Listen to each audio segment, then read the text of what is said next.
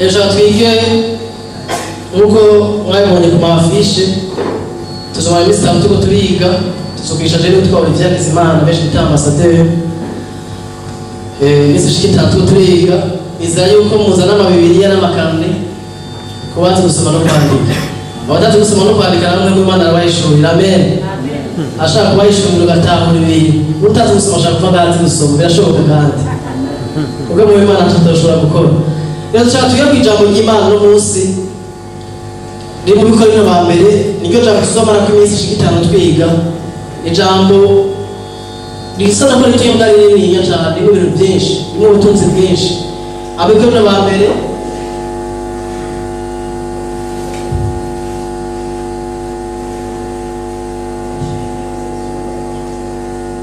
ijambo riri mu Bikorino ba mbere cyo cya mbere we kuva ku murongo wa 20 ijambo ry'umutwe gicigwa ribango ibyo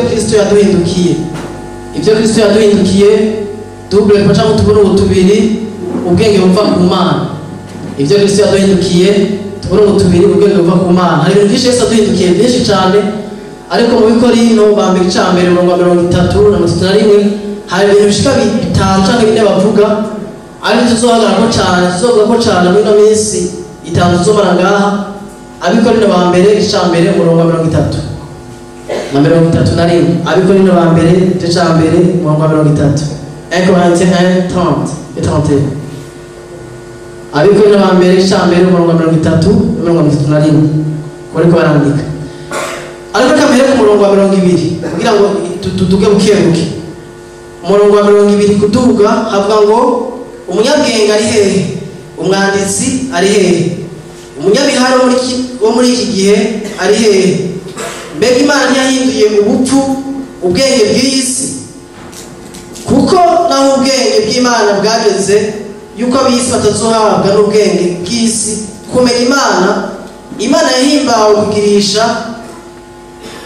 gukirisha abayizera ubupfu bw'ivyigishwa Paulo turabona ko arigisha yabikirisha ry'Abikorino ishengero ry'Abikorino ry'ishengero Paulo yabwiye ubutumwa yitanguriye ubwiwe amaze kubabwira ubutumwa hari ikibazo cy'uko mu ishengero ry'Ikorino hari abantu benshi bamenye Imana mugabo batari abantu bize cyane bari abantu bafite ubwenge bwinshi ntibari abantu bafite amashuri menshi ntibari abantu bafite amafaranga menshi bari abantu bari hejuru muri societe yabo ariko Paulo amaze kubabwira ubutumwa bitugeneza yuko bwabwiye ubutumwa ngo ahaba amajambo yavuga hagagaramo ububasha n'ubushobozi bw'amwe mu Imana ariko amaze gukizwa baraza muri eglise barakizwa hari ikibazo cyo mu gisagara cy'Ikorino hariho ikigirwamana gitanga kubyara cya fecondation rero ikigirwamana abantu bari bafite temple yayo inzu yayo baca gusenga bagisenga bagatamba bakanywa bakarya bahagira iminsi mikuru aho kenshi baba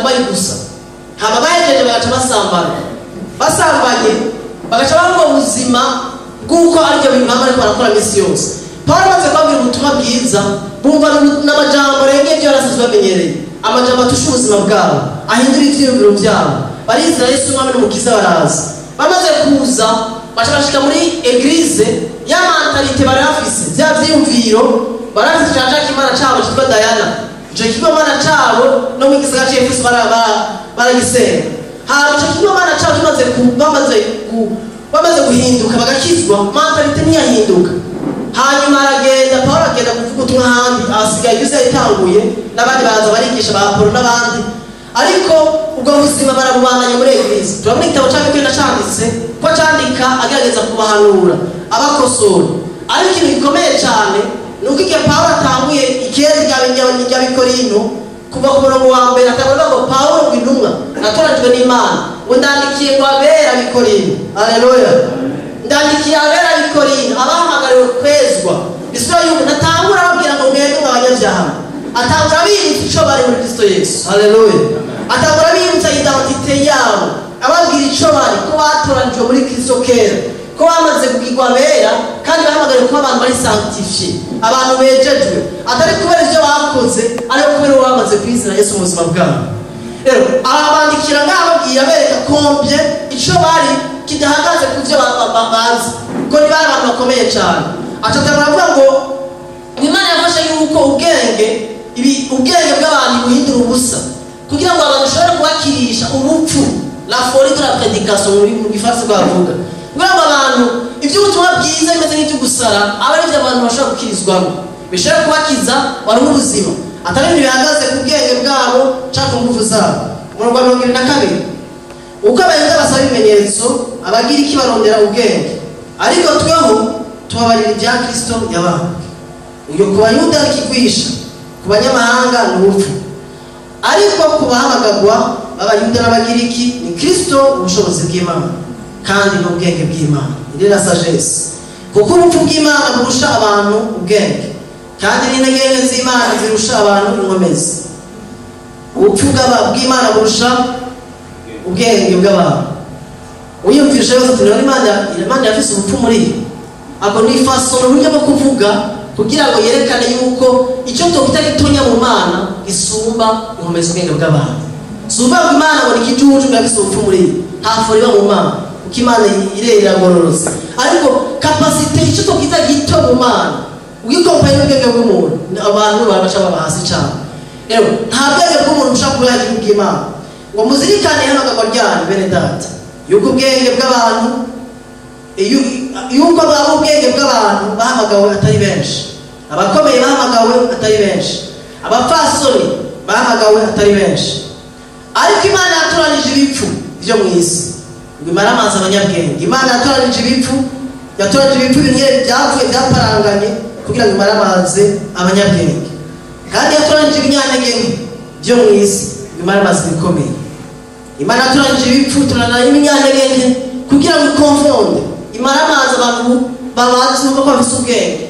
Yatoranije ibintu bisuzuguritse cyane kugira ngo abantu bakomeye abamara amazi abacishe bugufi. Rero ugerageje kuraba ibiri ugiye kuraba abantu twese turi ngaho uri ngaho wese utari ngaho wese umusaba muri Kristo Imana kwa yaragutoranije suko ari ukomeye cyane. Haleluya amen. Suko ari ubwenge bwinshi ariko nuko Imana yakwiyumviriye ko mu buntu bwayo mu rukundo rwayo igakura ahantu hasi cyane. Paulo nakunaga ngo nacondi atayisho Kristo yangize hacu mashora kwikira atayisho Imana yamugize naho kuza mugakiza rero nuko Imana yakwiyumviriye ko idukura ahantu habi cyane kugira ngo ushobore kutuzana itugiye kuza kubona mukara. Murongo wa 28 ukandi n'icyoroshe byo mu isi n'ibikengego mbere n'ibitariho Imana yaritoranije ngo ititure ibiriho kugira ngo ntihagire umuntu yirata imbere y'Imana. Ibyo byose Imana yabikoze kugira ngo ntihagire umuntu yirata imbere y'Imana ngo abahagarara ngo jewe ndakomeye ngo jewe nagize ibi n'ibi ngo ni jewe kubera jewe. Imana yashatse ego y'umuntu roho y'umuntu jewe y'umuntu Imana ishaka kubishyira hasi kugira ngo ishobore gushirwa hejuru mu buzima bw'umuntu. Haleluya. Ishirwa hejuru ko byose ni byayo nitanguza byose ngo byose byarema ku bwayo niyo bitanguje kugira ngo byose bihindukire kubw'icoro cyayo. Rero Imana yafashe ibintu byose bisuzuguritse ifata abantu basuzuguritse abari bihamagara kugira ngo ibidantifishe n'umwana wayo Kristo Yesu ibashushanye na Kristo Yesu. Umurongo wa 23 ngo niyo ibaha kuba muri Kristo ubwa mbere bavuze ngo mu bantu nyinshi bavuze ngo kugira ngo ntagire umuntu yirata. Abanyabisi cya 2:8 n'u9 haratubwira ngo ubuntu nibwo bwakirije kubwo kwizera. Uramenye n'ingabire iva ku Mana ntibyabure ku bigo byanyu kugira ngo we kugira uwirata. N'ingabire ni do ni kado igibura gusa ubuntu mbega umuntu niki mu gifaransa ni faveur y'imérité ni ikintu tabereye ni ikintu tabereye ni ibakwe habarakunda ngo faveur ni ngo faveur ngo gwiri mu hamurongi mu Mana ntacyo dukora kugira turonke turizera kugira twakire. Haleluya. N'umuntu nibanga twagiriwe n'umuntu kugira ngo ntagire ugataraga ngo jewe ndigitangaza ngo jewe ndakomeye nuko Imana ikwiyumvirako utarubereye utarabiteguye utarunabyiteze. Igihe umuntu akwiyumviriye ko nuko agwingabire akayiguha utarubyiteze icyo ukora uratangara ukavuga wow yamaye ikintu ndagikeneye ukumva ni ikintu gihimbaye umutima wawe. Yewe biri tugereza yuko ngo Imana ngo niduha kuba muri Kristo ngira ngo batamutekeye kuba muri Kristo. Bibiri byo kwiraba wize bigira neza mu Nouveau Testament zizandishasha turabona neza yuko biri tugira neza yuko hari kategori zibiri z'abantu bari ku isi. hariho iyo muri Adamu, Adam. Hari kategori ya kabiri muri Kristo, en Christ. Bwana Yesu asifiwe. Amen. Haleluya. Tunajana tubona umugwa mbere muri Adamu. Abantu bose bari muri Adamu. Abantu bose dukomoka muri Adamu. Ariko umugwa kabiri yo special bari muri Kristo. Bari en Christ. Usoye muri Bibiliya urabona neza ko Paulo yazandikira abantu ababwira ngo ndabandikiye abera muri Kristo. Ndabandikiye bari muri Kristo Yesu muri ngano ngabo. Bitwereza yuko Imana ari ituma kuba muri Kristo. Yesu akirigise yavuze ijambo rikomeye cyane avuga ngo nta muntu ashobora kuza kuri jewe atari data musubikiyeko. Nta muntu n'umwe ashaka kuza kuri jewe atari data amukwezi. Bisigura iki? Ko umuntu ashaka kuva muri Adamu, abantu muri Adamu n'abantu bataramenya Imana. Akava muri Adamu akaja muri Kristo, nuko Imana iba yakwiyumviriyeko. Ni plan y'Imana yonyene mu buntu bwayo mu rukundo rwayo. Irakwiyumvira ko kandi gukwega iragukurayo. Umva ubutumwa bwiza ugakira kwizera muri wewe. Ngo kwizera kwaca kwinjira muri Kristo Yesu. Winjira muri Kristo Yesu hari ibintu bikomeye bikoreka cyane. Bikomeye cyane. Ikintu cya mbere gikoreka nuko wowe uhinduka impembe na Yesu. Tukadusoma. Icyambere gikoreka nuko wowe uhinduka impembe na Yesu Kristo. Ekonte 67. Abikona ba mbere gatandatu murongo wa 17. Uhinduka impembe na Yesu. Abikona ba mbere gatandatu murongo wa 17. Hamwe na muri Yohana 17 murongo wa 22 na 23. Yohana 17 murongo wa 22 murongo wa 23. Yohana 17 murongo wa 22 na 23. Abantu ari kwimatanije n'umwana wacu ababaye imwe nawe. Ari kwimatanije n'umwana wacu ababaye imwe nawe.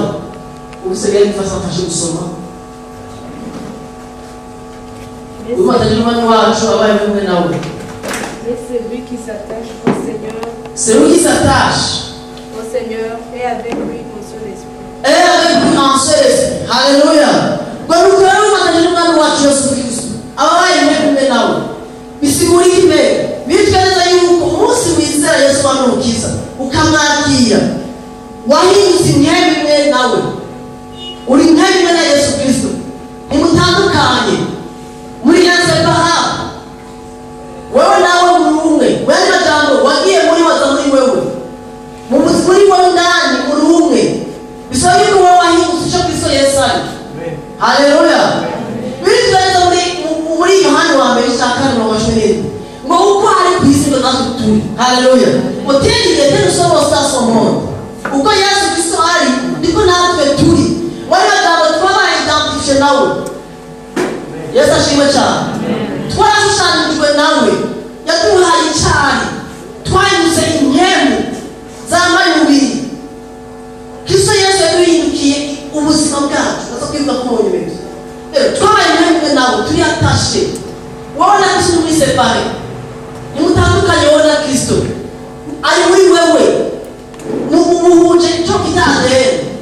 Sina kama mshunda tena, na tena mimi kukirudu. Ni atende. Ya tende. Rumba. Ukuzi essence cyari muri we. Nishuri nawe. Kishi natubara kumva kuko abantu benshi babiva ubuzima bari séparé. Ndagaruka bavamo asohoka. Agenda mu gatondo akabyuka après-midi yagiye. Hama gacaso akamuhamagara agacagaruka akabinjiramo. Hama yakandikana agashaka gacoma kakagenda. Ruba baruze ngo séparation. Nabuze muri séparé bomba ko Yesu amagenda gago. Ariko bituga ngo turi impembe nawe. Haleluya. Sinzi ikintu kiyatashe kiri muri atashe nacu. Bari bajambo yarakumize. Haru umusoro mwe tuzi ko turayaga. Hanze gihinya hinga. Yafise icyo kibazo turayaga yarayumva imyaka 10 akijijwe ubwo ubuzima bwe bwari bubisha. Hari abantu bakijijwe mugabo babaye mu ngo ari mugasho. Ariko Imana yifuza ko mwakira ubuntu bw'Imana kugira ngo mube mu buzima bwiza bwiza. Amen. Ishaka tuba ubuzima bwiza. Uwo muhungu yarafise ikibazo yuko yumva ngo igihe bishisa kiyumvira nabi Yesu acagenda. ikintu kibi Yesu ashamuvamo akagenda mu gatondo yabyuka amuhamagara Yesu ndagusabye ugaruke mu gatondo mu buzima bwaje imyaka 10 imyaka 10 abaye mu buzima yari yumva yuko umengo ubuzima Kristo acomaze kuri yumva umengo yobivamo imyaka 10 aramba ati narabatijwe muri eglise ya mbere ndagenda kugira ngo ngororoke cyane narabatijwe ndavaje mu eglise ndasubira ndabatizwa ubu nanjye ndiyumvira iby'agakiza ko bivamo ariko turayaga aratahura ko yari musimwe nawe ubuzima bwe burahinduka mbega Imana ishaka iki ubuzima bw'umuntu ishaka tubanze twumve ko Kristo turi umwe nawe ntituba turi separa ikindi naco cya kabiri kibaho igihe umuntu yizeye Yesu umwami n'umukiza nuko Kristo aduhindukira ubuzima bwa mbere atubera imwe duhinduka imwe nawe tubatashe nawe icya kabiri aduhindukira ubuzima ile notre vie kandi usoma abikorosayi cya gatatu abikorosayi cya gatatu umurongo wa mbere gushika ku wa kane Colossiens abikorosayi cya gatatu umurongo wa mbere gushika ku wa kane twasoma imirongo myinshi ngaho n'abagalatiya kabiri umurongo wa 20 abagalatiya kabiri umurongo wa 20 abagalatiya kabiri umurongo wa 20 na Filipi icambere umurongo wa 21 Filipi icambere umurongo wa 21 kadusoma abikorosayi abantu rero sanga marazura na Kristo onone iri hejuru iyo Kristo ari abyagiye uburyo bw'Imana mushime imitima kubiri hejuru ntimuyishire kubiri mu isi kuko mwapfuye mwumvira ijambo kuko mwagize iki mwapfuye kandi ubugingo bwanyu bukaba wishanijwe na Kristo mu Mana umurongo wa 4 Kristo ni ubugingo bwacu niyerekanwa namwe mutoce mwerekanwa nawe muri mu bwiza umurongo wa 4 ukomeye cyane ngo Kristo ni ubugingo bwacu Christ est notre vie ngo nukoramo mushime imitima yanyu mu ijuru y'ubugingo bwanyu nyegejwe na Kristo Yesu mu Mana bisigura iki ku munsi twizera Yesu umwami n'umukiza twanyise imwe nawe duhindutse imwe nawe nuko Imana yadufashe muri Kristo Yesu iratunyegeza muri Kristo ariko yatunyegeza muri Kristo gusa yarantunyegeje no muri yo bisaba ko ubuzima bwacu no munsi busanzwe bunyegejwe mu Mana hano mu ijuru haleluya umuntu kuva yake Yesu umwami n'umukiza haba ikintu bita transfer Imana yaguterura ikakujana ikagushira mu ijuru twebwe tuko turarondera ijuru dusanzwe turi mu ijuru haleluya twebwe turi muri Kristo Yesu ntituko turarondera ijuru dusanzwe turi mu ijuru haleluya mwakusikuna na amene basi ntituko turarondera ijuru please ndabisubiye bitangaza ntituko turarondera ijuru twebwe turi mu ijuru kwa ubuzima bwacu bunyegejwe na Kristo ahantu mu Mana Abanyefeso 2:6 avuga ngo twicaye na Kristo Imana twicaye ahantu ho mu ijuru niyo twicaye ejo icyo cyose cyo kuja mu ijuru si iki wacu ko ingabe Imana yaduhaye ibyo rero bihagaze ko twabaye hariyo inyo hagati yacu na Kristo icyaka biravuze ngo niwo buzima bwacu ile notre vie Kristo niwo buzima twebwe twarapfuye jewe nawe twarapfuye mbega twapfuye ryari igihe Yesu yabamba ku musaraba no narindi jewe nawe twapfuye turabambwa twabambanywe ariko biri tubwiye ngo twabambanywe ku musaraba hama duhamanwa nawe hama tuzukana nawe umunsi twizera twicara nawe ahantu mu ijuru bisako wowe wapfuye kera ataranabaho haleluya